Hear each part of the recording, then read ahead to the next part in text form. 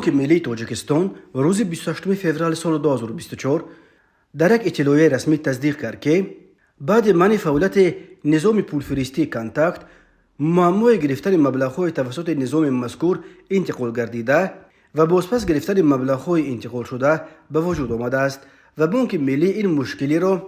زیر نظارت قرار داده با نمایندگان کانتاکت در تماس بوده جهت اجرای عهده‌داری‌های این شرکت در نزد شهروندان کار برده ایستاده است. بانک ملی تاجیکستان در اطلاعش گفت با توجه شهروندان رسانیده می شود که با قرار بانک مرکزی فدراسیون روسیه از صحنه 21 فوریه سال 2024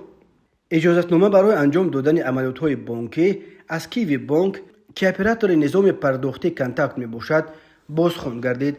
در این اثنا فعالیت نظام پرداختی کانتاکت در تمام کشورهای دنیا از جمله در جمهوری تاجیکستان از جانب مأموریت موقتی کیوی بانک پورا محدود کرده شده، پرداخت یا بازخواند مبلغ‌های قبلا انتقال داده شده غیر امکان گردید. با دقت شهروندان رسانیده می شود که عین حال معمای گرفتن مبلغ‌ها توسط نظام مذکور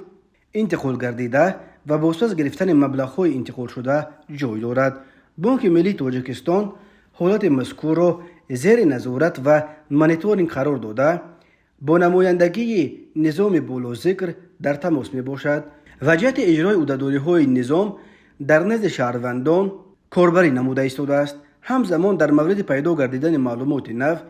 علاوةً خبر داده می شود. طوری قبلا خبر دادیم بسیاری از بانک‌های تاجیکستان از جمله امانت بانک، اوریون بانک، سپیتامین بانک، دوشنبه سیتی و تشکیلات خرد همو همکاری را با کانتاکت که به بانک کیوی تعلق داشت بلافاصله بعد از فعالیت محروم شدن این بانک قطع کردند.